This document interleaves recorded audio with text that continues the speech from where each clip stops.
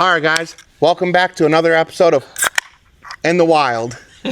We're here in southern Alabama. I'm here with Chicken Shine, Chicken Senior, Chicken Junior, Chicken Little, whatever you want to call them. There you go.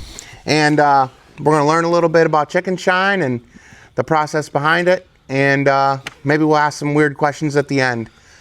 So, how'd you come up with Chicken Shine, and what was the idea behind it? Man, really out of necessity. Just having so many buggies to clean after we'd all get back from riding and having a handful of X3s and Defenders, and I feel like you've done this before. About 50 minutes worth. No, I'm kidding. Yeah, out of necessity. Just in the industry, I'd bought so many things, and I just felt like none of the cleaning agents done what I wanted, and any of the protectant silicone-based products primarily just cost more than I wanted to pay and didn't go as far as I wanted it to. Yeah. And so that's really the two things we were chasing in a cleaning agent and a shiner protectant type stuff. And so Chicken Shine Cleanser and Chicken Shine Shiner was born. And then our shampoo, our first year at OPE, man, about, I don't know, at least 1 in 5 people that walked up talking to us at our booth asked me, did the cleaner work in a foam cannon? And finally, I just started giving some stuff away and telling people to call me back and let me know, because I had no idea. I was like, I've never used it in a foam cannon. Here, you call me back and tell me if it does. And then when we got back, I actually tried it in a foam cannon, and it foamed a little bit, but not very well. Yeah. And then as Chicken Shine grew, more and more people wanted the product to work in a foam cannon. So we took the original Chicken Shine Cleanser formula, and we didn't really change it up a whole lot. Added some soap and surfactant type agents to it so that it would really lather in a foam cannon. And so Chicken Shine shampoo was born. So really, it's the same cleaning chemical. It's just like the red is 100% the cleaning chemical. The yellow is about 80% the cleaning chemical and about 20% soap and surfactant. So that it will lather. I didn't know there was that much science in. It's in chicken stuff. In Chicken Shine. A lot of science in Chicken Shine. So where did Chicken Shine come from? Well, that's a long story that goes way back. Oh, yeah? So How far? You tell it. You've heard it enough. I can't remember where it started. Because you wasn't alive. Your brother was only 6 or so. There's a 5-year age gap. Oh, maybe you were there. I don't know. Yeah, I was driving the tractor. If y'all fell off the wagon, I don't know it. No. So the answer to that is though Chicken Shine. Go ahead. No, it's fine. It's fine. Go ahead, Chicken Little. Just don't click no buttons. Junior. We just wanted to take a break in this podcast today to tell you about our friends over at ATM Forge. If you're looking for a set of wheels for your side-by-side or your truck, if you're looking for a wrap or a cage, the friends over at ATM Forge can help you out. Their link is in the description below, and make sure to tell them DirtyRidez sent you. All right. Don't touch stuff. All right. Put your hands out here. Yeah. Now tell us. This one might be better. So, way back in my day, I was about 1 year old. My brother was about 6, right? 5 or 6, yeah. Well, if there's a 5-year age gap, you're about to graduate, Right. and you can't do math? I did do the math. I was 1 year's, he was 6 of them. But my brother had saw a guy in a chicken suit or something, Yeah. and he thought it was the funniest thing ever. He really did. And him being the great dad he was like, well, if it makes him laugh that much, I'll just go get a chicken suit. That's exactly what he did. So what'd you do? Dress up for Halloween as a chicken? And me and Reed ate that up. Yeah, randomly. And so, just growing up, we never stopped thinking it was funny. And then for a while, the chicken suit got retired, it seemed like. And then we started going mud riding. Back, like 2015 is when we really started. Probably. Close to whenever Wild Country opened up. And then he started wearing his chicken suit a whole lot. And the Bubba teeth. Yeah, I did wear them sometimes.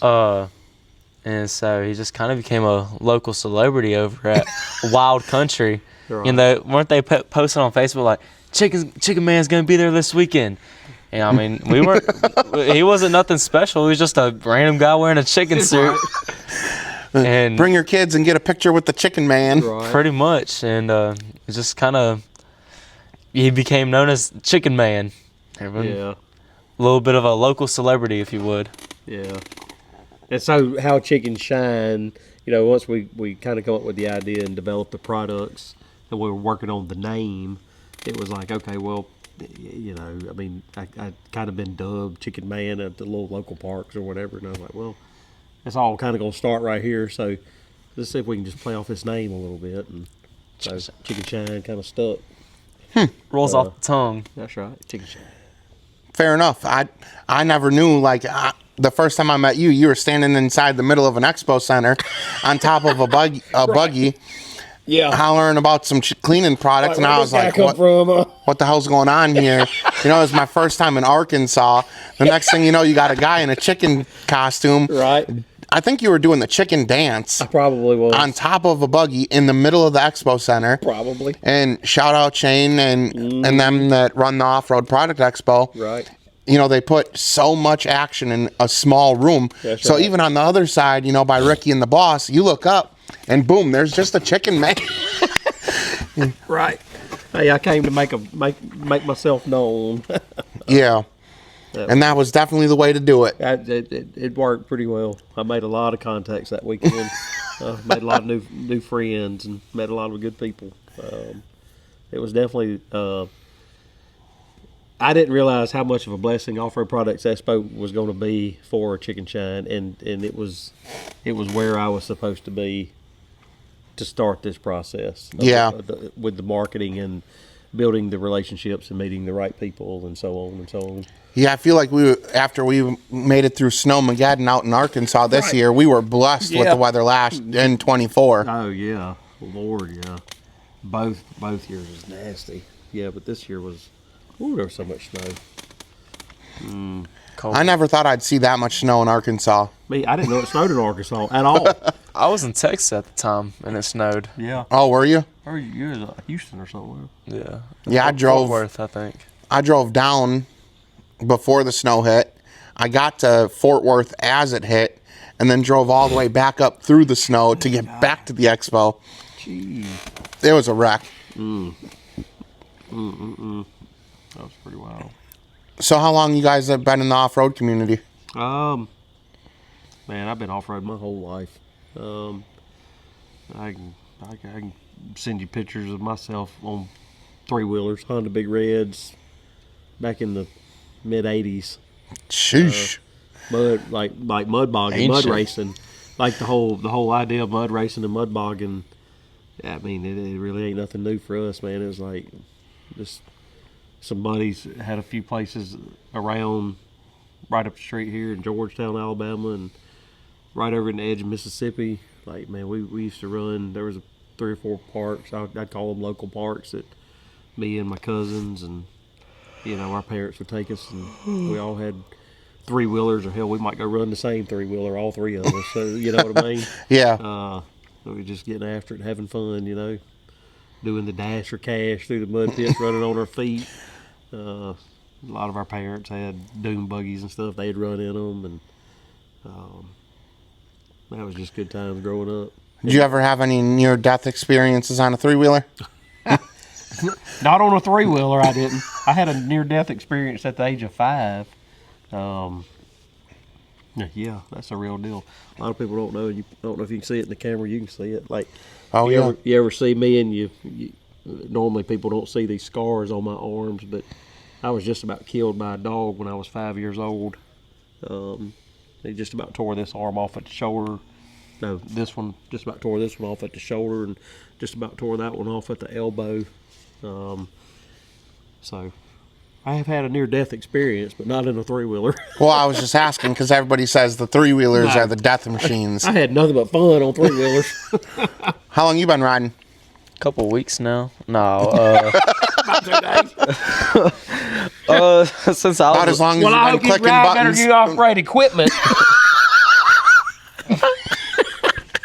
technical equipment, audio equipment. I don't know. I don't know. I've been off roading since I was a little jitla gang. Oh, what? Did you just have a stutter? Or? I don't know. But y'all are old. Oh, okay. I hear you. Okay, no. Fair enough.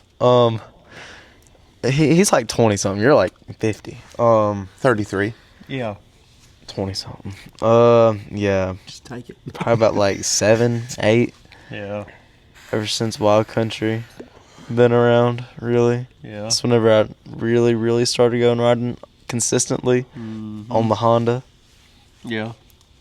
The Recon 250. Yep. You have any cool stories that from when you started riding? I did earlier. One in particular, over at Boggs. Was it at Boggs? I got lost, or I didn't get lost. I got separated from everyone else. I was No, that was at Wild Country. That was at Wild Country. I was like 7 years old. First year we went. I was like 7 years old. I took that little Honda and I drove around the whole park without any adult supervision. And my family was worried to death about me. They had no idea where I was at. I knew where I was at.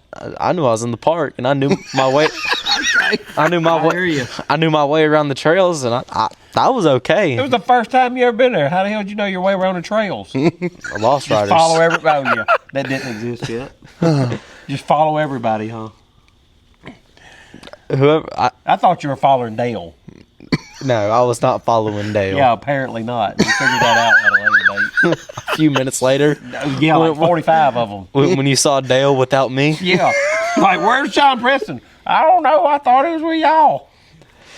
No, he's not. That was long before the days of Lost Riders. Oh, Lord, yeah. And if you didn't know about it, you should download it.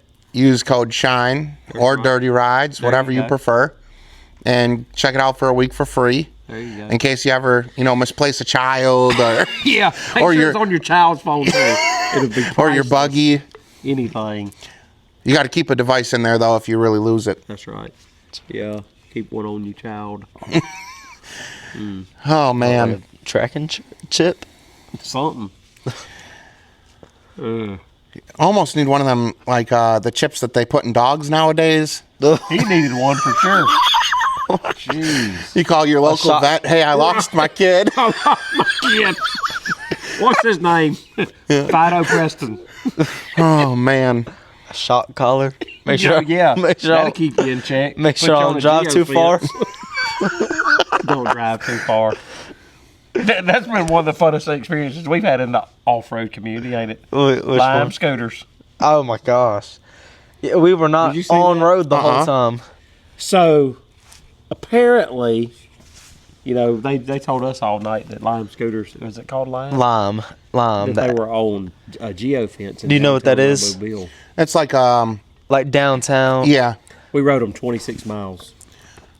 We almost rode it home from downtown Mobile. The only reason we didn't make it home is because the battery died.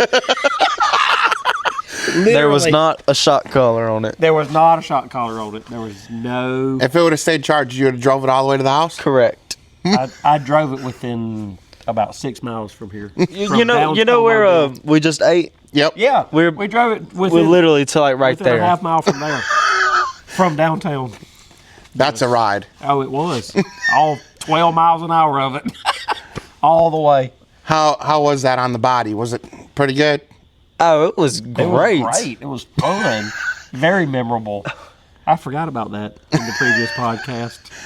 Oh man. So It probably counts as off-roading. yeah, I mean, you weren't on the road. We were not on the road. I was. I was Not the whole time. on a U.S. highway. No, we hit the sidewalk. The Lime scooters are ATVs, all-terrain vehicles. They are. They are. We were on the dirt at some point. Yeah, maybe.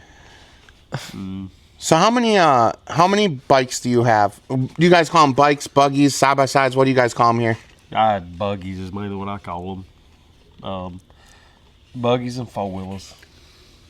But we got 5. 5. Well, are we gonna count Yeah, 4 X3s. Right? Yes. Buzz, Mom's mine. And then the other one, the little hot rod buggy. Oh, I was. It ain't really right yet, but it's coming And then along. we got the audio. Along. That's right. Defender. That's right. The Viking. The golf cart you wrecked. The golf cart. I knocked the oil filter off of it. The chain come off, knocked a hole in the oil filter. That's what happens when you're turning at 8,000 RPMs. The Viking. The Kodiak. The 4-wheeler that's in the shop. I'm starting to pick up a trend here. Yeah, we don't really get rid of much. We've literally had the Kodiak since, I guess that thing's a 99. I guess I've owned it since 2000. Jeez. I've had that thing for 24 years. You've had it longer than he's been alive. Oh, 100%. Yeah, I did know that. Yeah, I forgot about it, but I did, yeah. And then the Viking, it's like a 13 model. So if you take them all out this weekend, how many gallons of chicken shine are you going to burn through? Right. Oh, Lord. A couple probably to clean all those. Really, probably not, though. Yeah, I was gonna say a little bit goes a long way. Yeah, you can dilute it with like yeah, a third part water, right? yeah, 2 parts chemical to 1 part water is what I tell people. You can mix the red cleanser. Really? 2 parts chemical to 1 part water, and I'll say with a lot of confidence that you won't really be able to tell the difference in the way it works versus just using straight chemical. I mean, So, if you follow. if you're using our products, I always just tell people, kind of play with a little dilution ratio and, make it work and get the most for your money out of Yeah. it. We've had a lot of real good customer feedback about people will tell us that they cut it half and half, which it's still effective at half and half, but I feel like you can tell the difference, but I mean, we get a lot of feedback that people say they'll cut it half and half and it still works as good or better than anything they've ever bought. Yeah, I'm guilty of using too much. Yeah, me too. So, like, I have a 4-door, and I'll use half of a spray bottle of chicken shine. Mm-hmm. But when I get home, it's good enough where I can just hit it with a hose, load it in the trailer, and go ride again. And it's good, and like it's not clean. Well, and the perfect. good part about like what you just said, I mean that's actually a good thing. If you're using a half a bottle of chicken shine on your buggy, which is a 4-door razor, Yeah.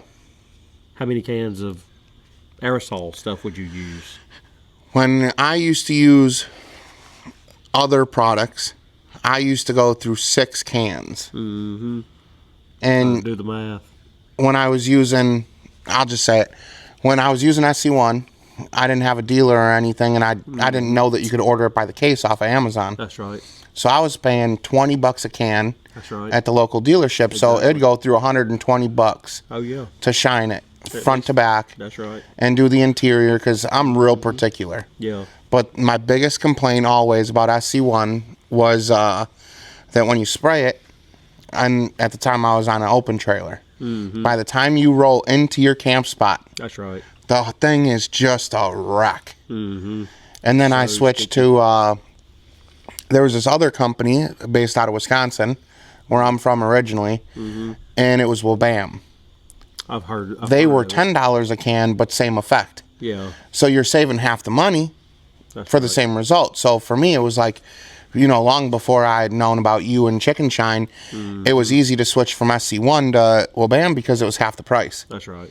And then when you came out with the Shine, it was like, well, why am I going to waste $60 to spray this thing down when I could order Chicken Shine, use half of the bottle, get a way better look, and it's not going to it's not going to collect dust and look like a piece of ass coming into the off-road park. That's right. Yeah.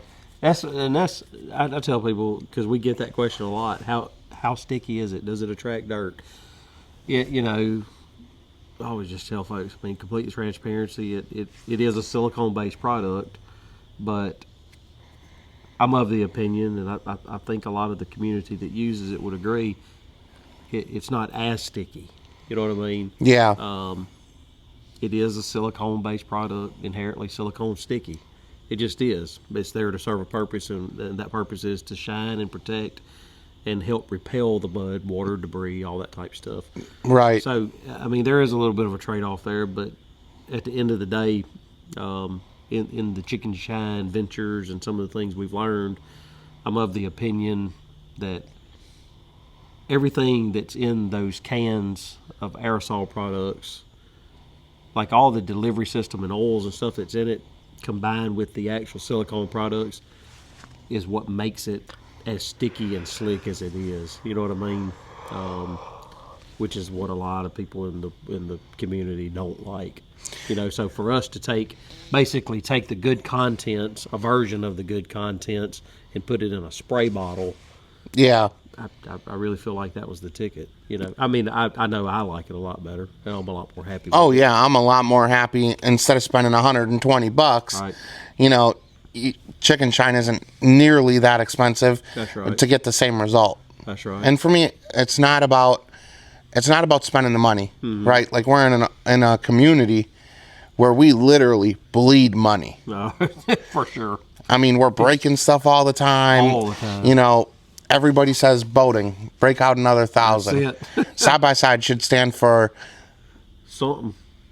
man, We got to come up with a good saying behind that acronym. geez, spend, I don't know. We'll figure it out. What's a good word? What's a good one? What's a good word for money that starts with an S? Spending extra. Something. Spending all your savings. Right. Come on. We'll have to Google that.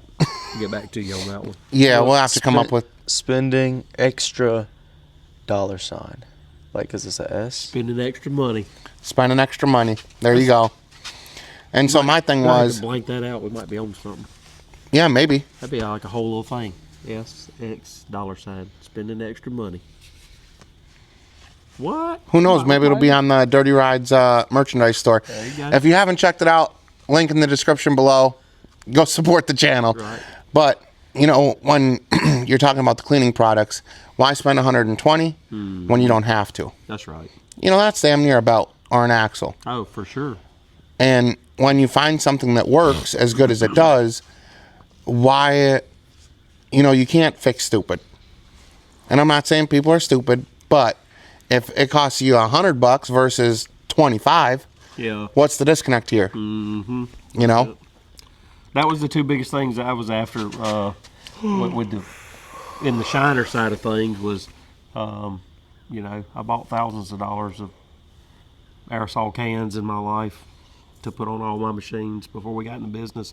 And that was, I mean, and the stuff worked. I mean, it worked pretty good, but I didn't like how sticky it was. And the price point versus what I got for my money, I just didn't really like that. It just didn't go far enough.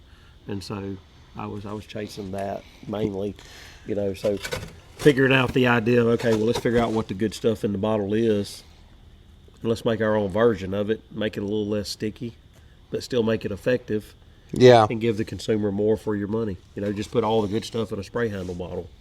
Right. That was kind of the idea. So what's the idea behind the cleaner? For me, just any of the typical degreasers you would buy. You know, people, you know, I use Awesome. I use Purple Power. I'll use, you know, I'll mix a few ingredients and make some stuff or whatever.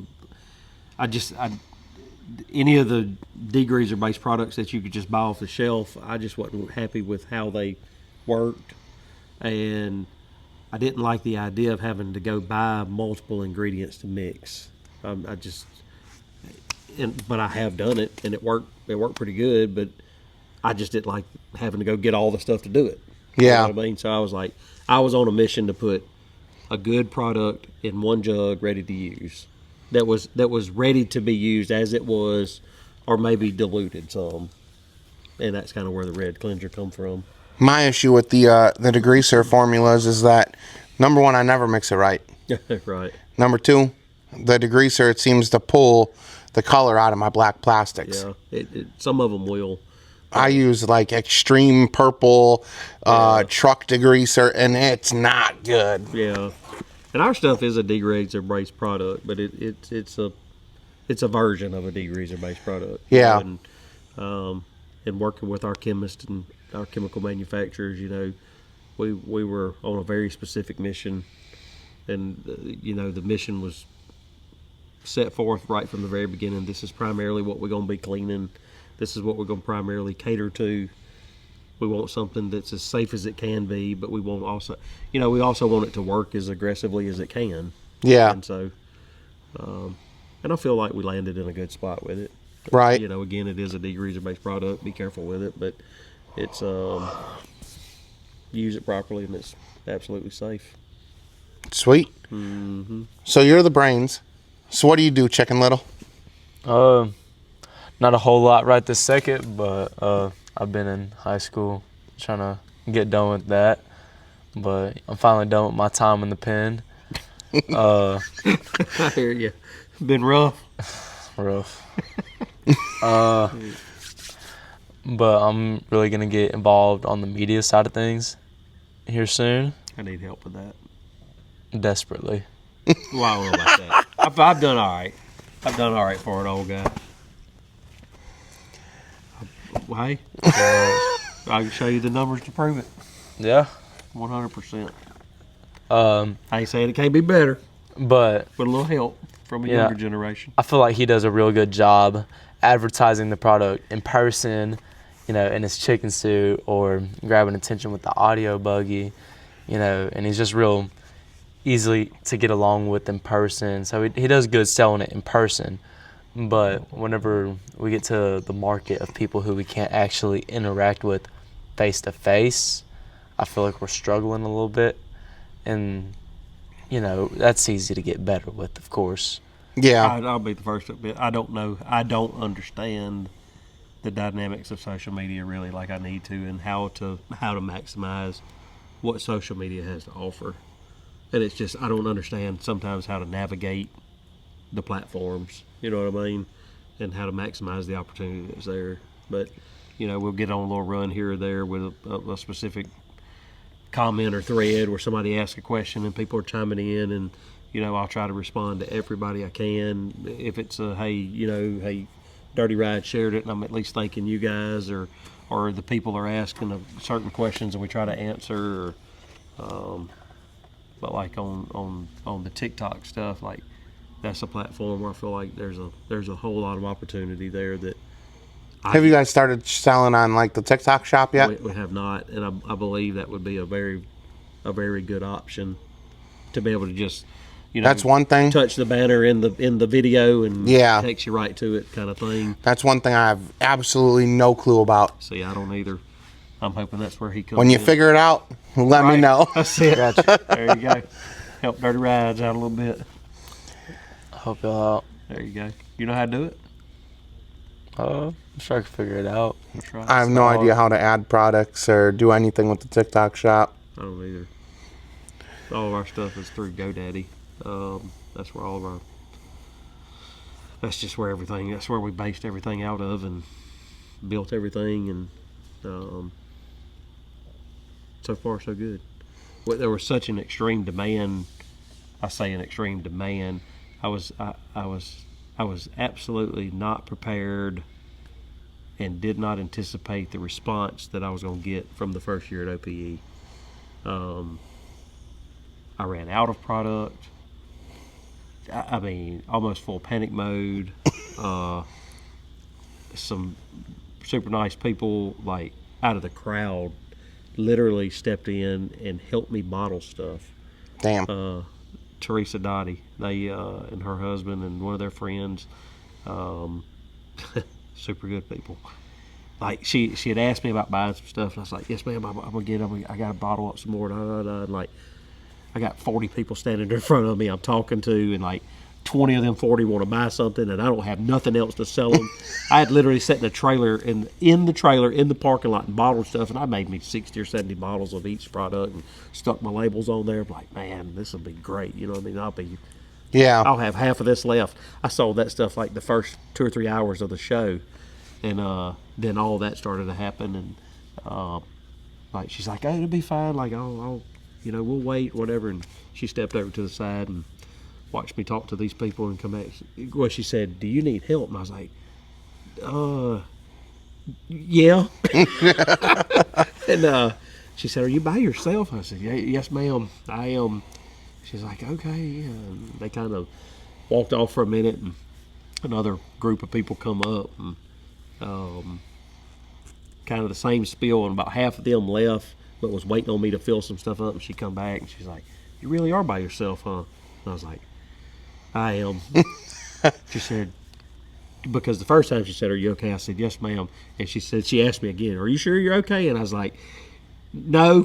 And look, these people left the expo and drove to Harbor Freight and bought like a battery powered pump and some funnels and some gloves and just all the necessary stuff, and come back and bottled probably like 100 bottles of stuff.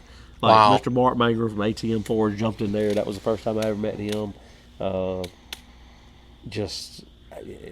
that's just one thing about this whole community, man. Just a lot of good people in it, and like jumped in there and just like bailed me out big time. I'm forever grateful. And if you're looking for a set of wheels that are custom, powder coated or polished, ATM Forged, that's who I shop with, and their link is also in the description below. Holler at them and tell them DirtyRidez sent you. That's right. And him and Liz are amazing human beings. Absolutely. And it's, for me, it's easy to support good people like 100%. You and your son and your wife. Very great people. Like Thank you.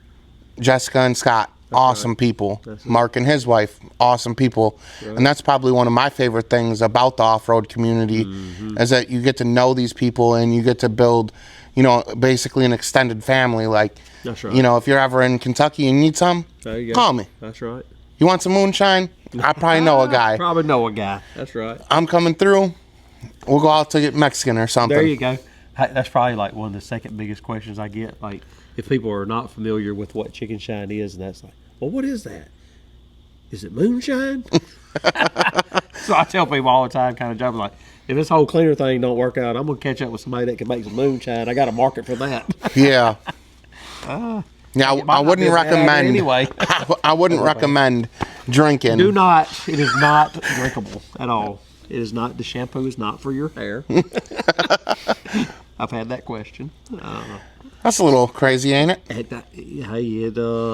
I guess worst comes to worst, you're in an off-road park. You need some shampoo. You got chicken shine shampoo, maybe. I am not advising it. But if you use it as shampoo, let them know if it works or not. Let somebody know. It'll get back to me. But I do not recommend it. Man. So with all the events that happen, like you guys living in the South are in like the mecca of the off-road community. Yeah. You got bounty course racing, mud bog, or the bog style racing. Yep. Then you got trail riding. What do you guys enjoy the most? I like a little bit of all of it. I like the mud racing. I like the fast-paced mud racing, like the Southern Bounty Series guys do. A lot of the skimming and the kind of high-flying, fast action, jumping through stuff. And The Battle of the Builds jumps. Yeah, stuff like that. Yeah, the Battle of the Builds, like that's the cool stuff. A lot of they got the big hills where they jumping into the pits and stuff. That's pretty cool. We done a little sponsorship with those guys this year. That was some good people there. Alan Booty and that whole crew. Randy Alicia and Mike LaFleur. Got us some chicken shine banners on the recovery buggy. It's pretty cool.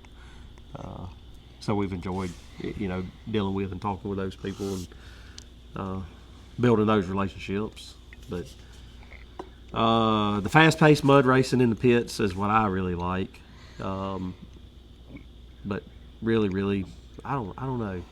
It's fun to just get out and kick around in the trails too. That's kind of we got a buggy for every occasion. So just like, where you want to go? I just like being outdoors and doing it. Whichever one you want to do. It's all fun to me. But the high-speed stuff.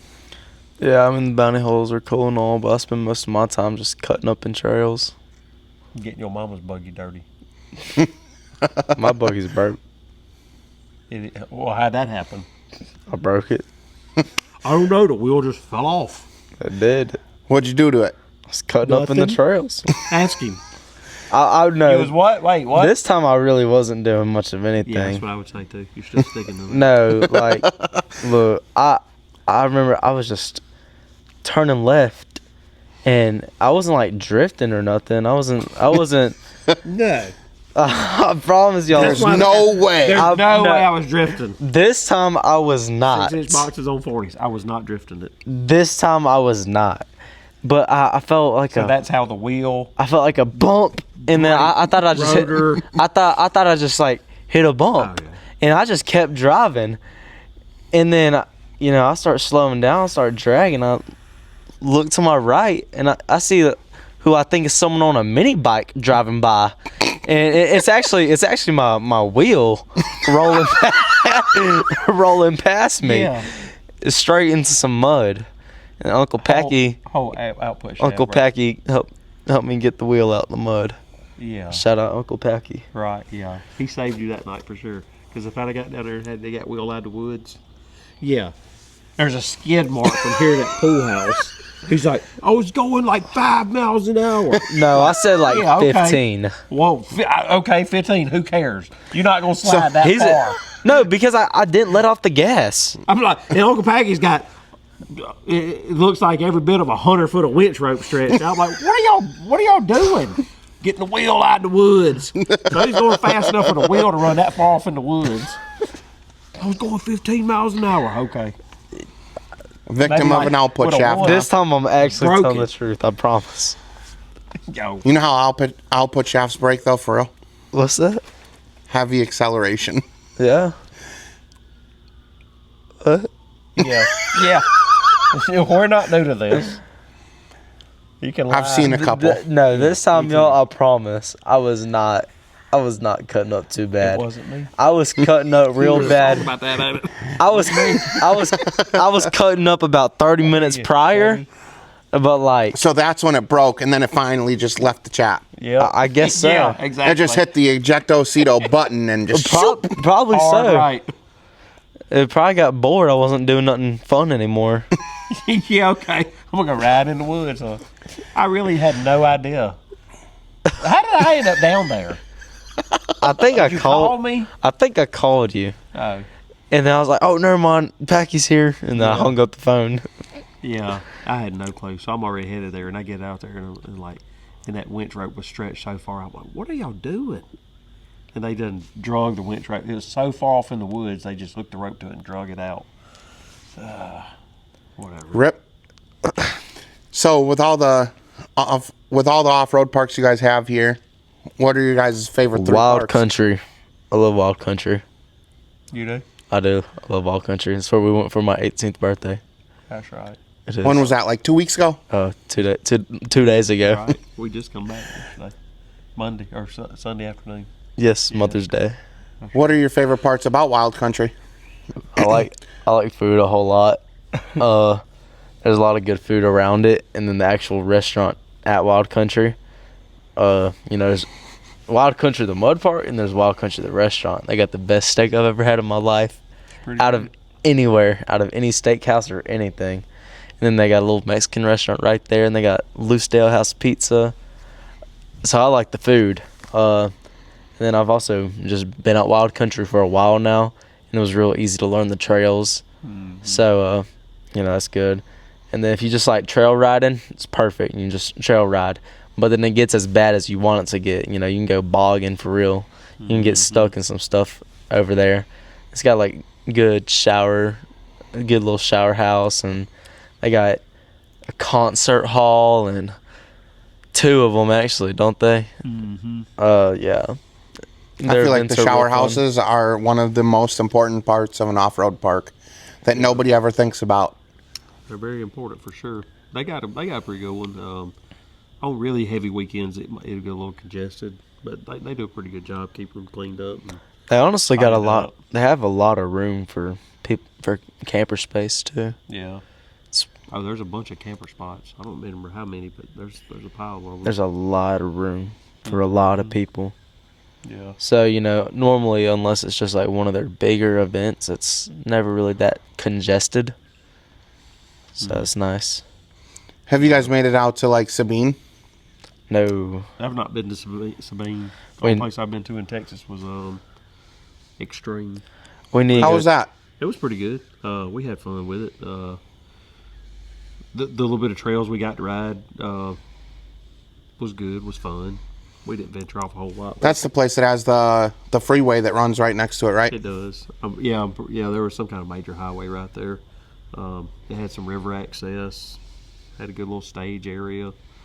I guess for shows or concerts and stuff. We was there for that. I guess it was the last episode of Mud Madness. Kicking around, watching that, hanging out with some folks. Yeah. We sponsor a guy. Chicken Shine sponsored Cody Wayne and that deal to some degree, and he's kind of repping us and got Chicken Shine on his buggy and some stuff like that. So hope to make an appearance on the show. Hopefully, fingers crossed. That'd be pretty cool. It would be. I think so. I think season 2 comes out in like July, I think. That's right. Yeah, so we went out there for that drag race and the mud event and all this, and it was a good time. It was fun. That was a fun weekend, for sure. Yeah, after I blew my motor last Labor Day, that was kind of the end of me wandering around chasing, because I enjoy watching, but I also enjoy trail riding too. That's right. And so I'm excited to see how the show turns out, and excited to see all the people that you see on the trails on TV. That's right. That's super cool too. It will be. That will be cool. So, since you've been riding since Vietnam and you started, 3 weeks ago. It ain't been that long. Almost. What is some of the coolest stuff that you guys have seen change in the industry, since you guys have been doing it? Man, so much has changed for me. Like I said, I'm coming from way back. Well, you were damn near on a pedal bike in the mud, so. Three-wheelers. But like in recent years, since we got back into it, was probably in the early teens, I guess. 13, 20. Well, it had to be 2013. That's when we bought the Viking. And we was kind of kicking around on the four-wheelers in the 2010, 11, 12, something like that, maybe. And I'd had that other four-wheeler since since like 2000. Shoot, had that thing for a long time. But 2080.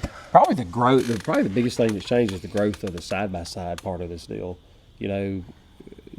Or even, starting with the four-wheelers, back in the day, you had a brute force with some 32s or some 33s or something and a little lift, and like you was big dog, and and then all of a sudden here come full-on lifts and portals for them and big tires, and then it transferred into, and then you wasn't doing nothing if you didn't have a side-by-side, and then you add all the stuff to the side-by-sides, and I don't know, just probably the portals and big wheels and tires and lift kits and the implementation of all the audio stuff in them.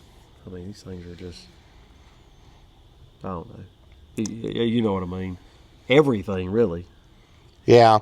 I would just say the biggest thing that's changed for me is the technology that goes into them, and then seeing HVACs become so popular. Oh, yeah.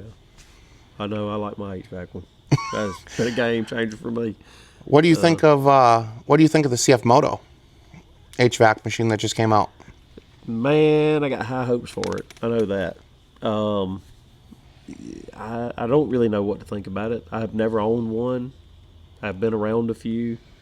We have we deal with a couple people that help us with some social media stuff that has some dealings with some CF Moto products, and they rave reviews about them. I have not put my hands on one yet, but I really do want to get to see one of the, is it what they call it, a Highlander? Yeah, a Highland, I think. Highland. Yep. Yes. I want to see one of those. I seen one in person. It looked like the pictures. It looks great. It reminds me so much of a Defender. It's unreal. I've seen. And they say that they're solid units, but I've seen the Defender. My buddy Zach, he's got one. I've seen the Ranger. Mm-hmm. I've seen the Expedition. Them are nice. The Expedition takes cake. Oh yeah. But for me, interior quality, Yeah. I'd go Expedition, CF Moto, Really? Ranger, Defender. Because the Defender, I feel like just hasn't changed in so long I would agree with that. Like that it needs a revamp. That's right. I don't disagree with that because it was kind of like the first one that come along and it's like, okay, well, this is cool. They got AC in this thing and heat and You know, like the door's still pretty good, but it's just been that. yeah. It just hadn't changed. You know, like the Chevy High Countries, the interior. That's kind of what the CF Moto reminds me of. That's the I saw a picture of one like that with the two-tone brown seats. Yep. And stuff. They look cool. And don't they make a version that's got like a big screen dash in it or something? They all come with it. Really? All the Highland models are. So I think they call it U10 Pro XL Highland, and they're all exactly the same. You don't have to shop around for XYZ models or anything. It's just this is what you want. This is what you get. And to me, as a consumer, I feel like that's what's really important. You know, you need a winch, radio, heat, and AC. Yeah. And I don't have to buy the highest tier at 50 grand to get it. Yeah. Now you can get it for 27. So there's just one. Yep.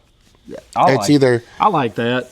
It's either all of it or none of it. That's right. Well, I like the simplicity idea of it. Like, don't put a lot of options out there. Just, you know, if you want to add some accessories, that's kind of one thing. Like, that was another part for Chicken Shine with us was yeah, you know, I mean, I would go to different websites and look at, you know, different ones or whatever, and there would be 50 things to choose from, and it was just like, it's just overwhelming. You know what I mean? Like, man, I don't even know what I mean, I want it to clean, but I don't know which one of these does what. Right. Like for us, that's like, man, I don't give a shit if it smells like bubble gum or cherries. I do not care.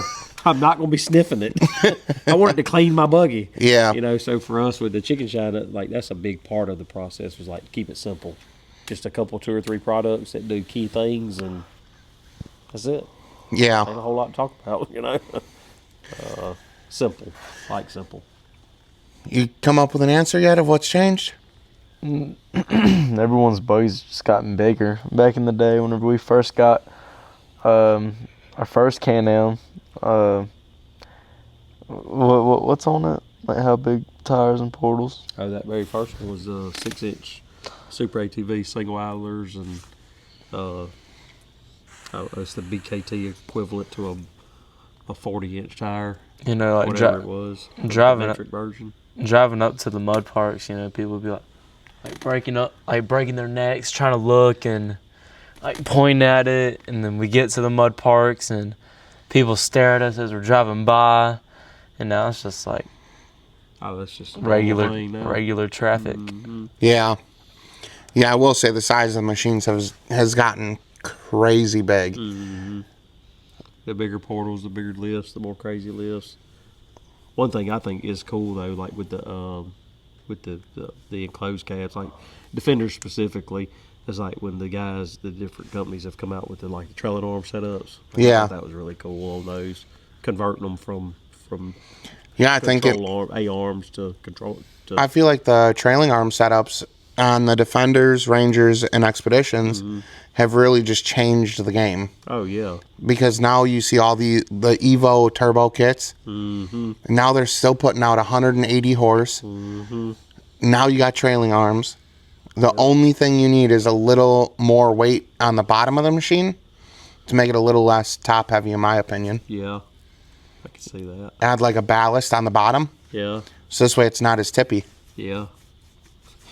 Maybe don't be putting it in places it ain't meant to go. It ain't supposed to go. Yeah, maybe. But what's the fun in that? Yeah, who's going to do that? I'm not. I'm going to go where I ain't supposed to go. Right. I'm going to follow Lost Riders, and I'm going to follow the green trails, I think. Yeah. Try one of the red ones every now and then. That's funny. What is one of the coolest experiences you guys have had in the off-road community?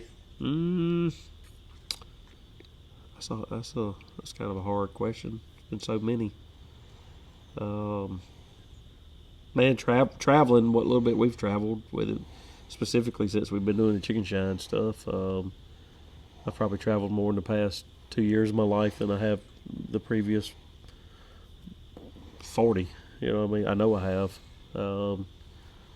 Really just getting to meet a lot of cool people and meeting a lot of the big social media personalities, you know, doing these podcasts like this. That's probably the cool factors for me. What do you got, Chicken Little? Yeah, meeting people.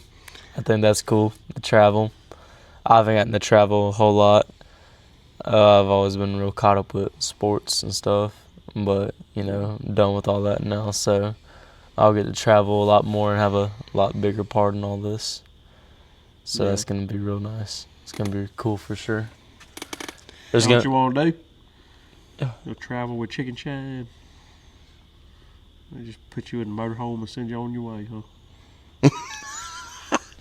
You had them, and you lost them. I know, right? You don't want to drive the motorhome? No, you like your mama. You want to wake up and be there. You want me to drive? He said, yeah, so. Hey, at least you're not afraid to admit it. That's right. I'll drive. The silence says it all. Yeah. I think my last question for you guys is, where do you guys see the industry heading in the next 2 to 3 years? Multi-million-dollar company. Maybe. Worldwide. Like, what do you mean? Like, off-road industry? Or, yeah. I see it continuing to grow as more people my age grow up and get their own money and get their own toys, and you know, it's just something that's grown tremendously in the last decade. Do you feel like it's going to grow as a whole, or are you talking about the size of the bike? No, I'm just saying, like, it's going to get more popular just in general. More parks are going to open over more places across the nation. It's going to spread more into the north. It's going to spread out more west. It's going to be more all over, and there's going to be more places all over to go riding. And, you know, like where I was going a second ago, these buggies are not cheap for sure. Mm-hmm. Like we said, SXS. Mm-hmm. Spent extra money. I like that. There's a lot of kids my age who think all this stuff is sick, but, you know, their parents aren't really into it. But whenever these kids grow up, they're definitely gonna buy their own stuff. Yeah. So as people y'all's age continue to get more into it, y'all's kids are gonna continue to get into it, and like my friends are gonna continue to get into it. Yeah. The whole industry is gonna grow. There's gonna be more money in the industry. There's gonna be more products to buy. There's gonna be newer buggies. You know, eventually everyone's gonna have an AC buggy, probably. That's just gonna be the new thing. Yeah. You know, like how having a big buggy was like the thing for a minute, which, you know, it still is. You know, eventually that trend's gonna die down, and a new trend's gonna build up. Mm-hmm. I think, and that's just in anything. That's in cars. That's in homes. That's in everything. Everything's a trend. I think the next trend's going to be big tire, enclosed cab, and big power. Yeah. Yeah. I see that. Yeah. Because that's, I mean, the big tires and the big lifts on the enclosed cabs has been up and coming. And oh, yeah, even in the last year. Oh, yeah. I mean, when we were in Alabama at the Bounty Course, mm-hmm. I'd seen the Expedition that was on 60s. Mm-hmm. Was that Mark's? No, or is there another No, one? there's a blue Mark one. had his down there. I'm not sure if it was done yet. I do know what you're talking about. It was the very first one that was trailing arm converted. Yes, I do know what you're talking about. And it was on 60s. Yeah, I didn't realize the tires were that big, but yes, I remember what you're talking about. That was a nice. And I feel like that wave is, over the last year, has gone crazy. It has. And I think that it's just on its way. I think it's at the beginning stages right now. When people figure out how to you could get a mass amount of audio in those enclosed buggies. You can. You can get a bunch of power because you can do turbo kits to get your Ranger and Defender and Expedition to where you're at with a Razor or an X3. the diff swaps that are happening now. Like, I think that people are Frankensteining these things to be the next takeover. Yeah. I think the HVAC and heat buggies are just revolutionary, honestly, because that's really what's gonna get this more popular up north. Because that's why it's so popular down here, is because like a lot of outdoors things in general are way more popular down here because it's warm. People want to be outside. Up north, it's not always like that because of how cold it is. That's why like different sports are more popular up north, like basketball or wrestling, because it's indoors. It's, you know, not, no one wants to be out in the cold. Yeah. So as we get more heated buggies, more people up north are going to be, even up in like Canada probably, are going to start riding more. It's going to Yeah, be, but you got to realize too that like in Wisconsin, there's a 64-inch width limit. Really? Yep. Like the buggy can't exceed that? Yep. For certain trail systems or something? For the whole state. Oh, wow. So like if you have a Turbo S, Yeah. I don't know what the Can-Am version of the Turbo S is, the 72-inch model. You can't register it in Wisconsin Really? because the VIN comes back as a 72 wide model. So They won't allow it. are they illegal in the state? Yep. Because on all the trail systems, they have posts.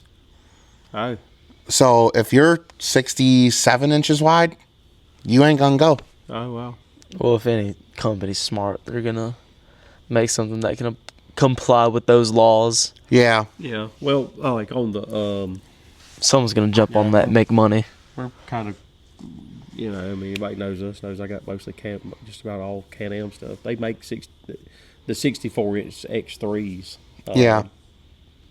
And there's just, heck, I really don't even know. There's so many versions of the X3 but it seems like there is a 64-inch in every variation of it. Maybe there's plenty of them. I know that. Yeah. But they do make a 64 and a 72-inch. So I didn't know that they were actually, you know, illegal or. Like I think Maine also has width limits too. I didn't know that. Yeah, we ain't got none of them around here. You could build it. Yeah. You could ride it. That's it. If it ain't over like 102, what's the DOT?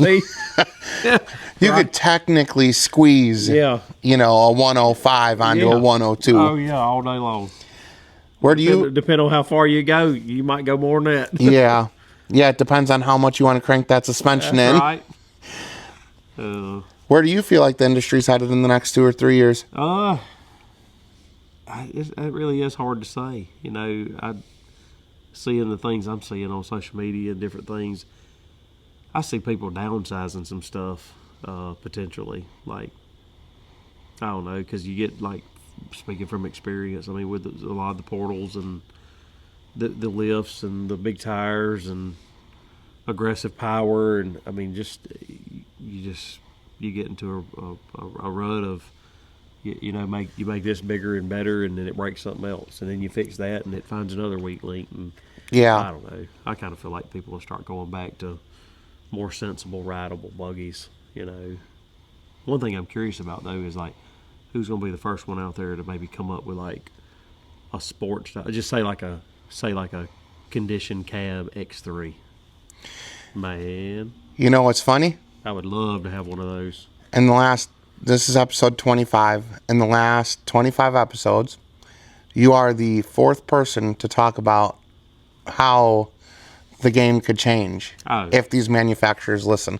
Man, if somebody like if Can-Am announced tomorrow they had a Maverick R or an X3 conditioned cab, specifically, you know, I mean, there's some aftermarket stuff out there where they can put AC in the roofs and stuff. But if they would make something that was a conditioned cab and it was high mounted of some type to where you could actually ride it in the elements or mud or water specifically for us, I'd probably only know less than 2 of them, you know, at least.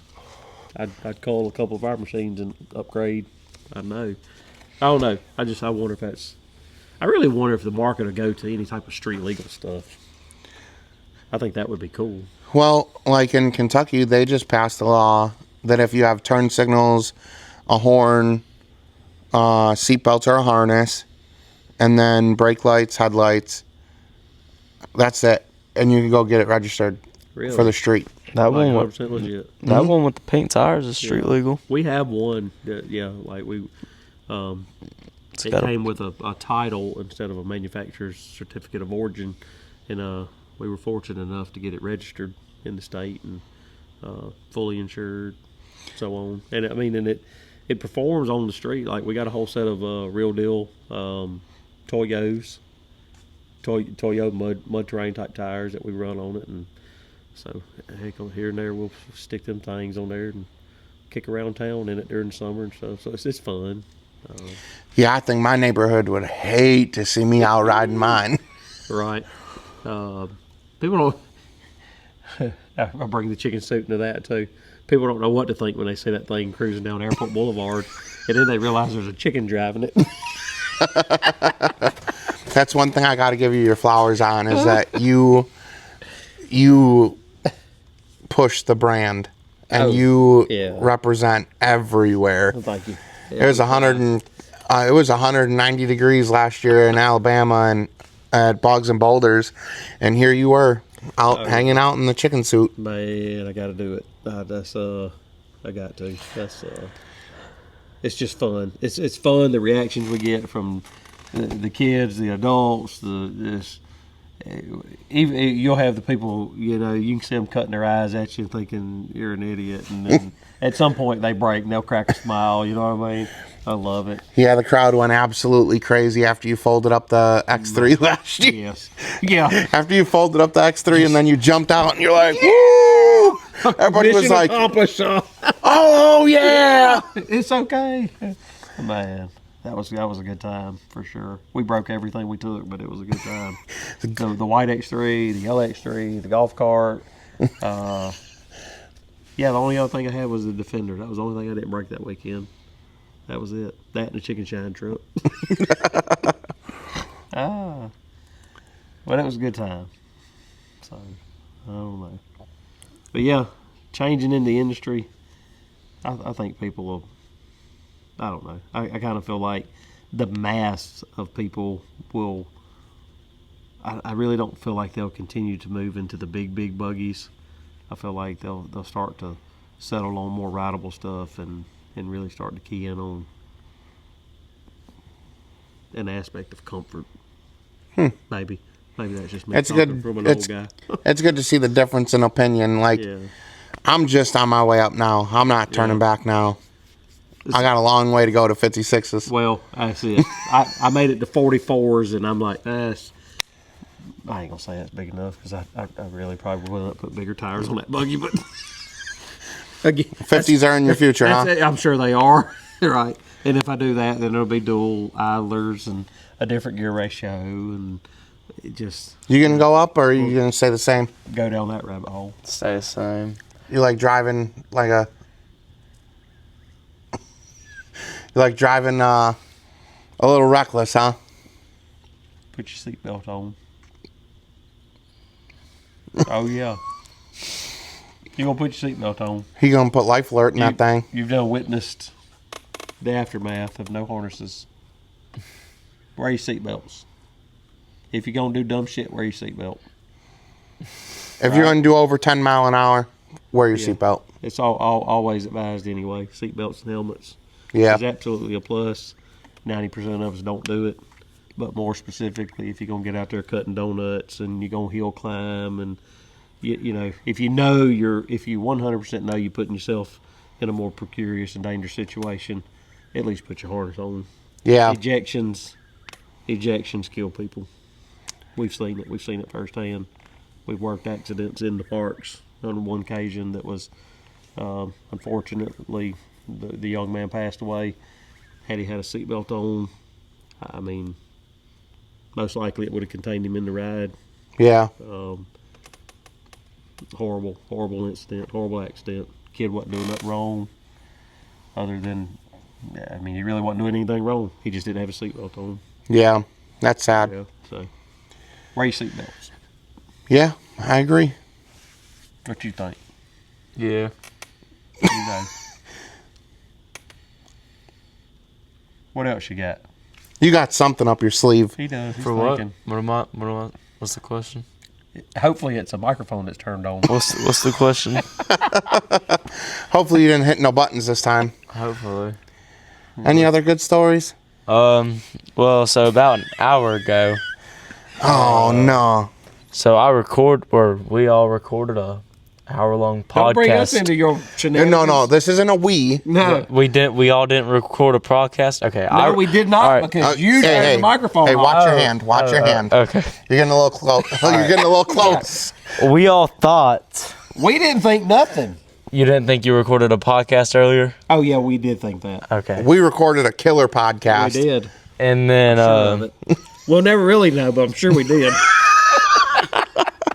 and then apparently there's a button on here that So it's technically 25 or 26. stops the recording. We got a 2 for 1.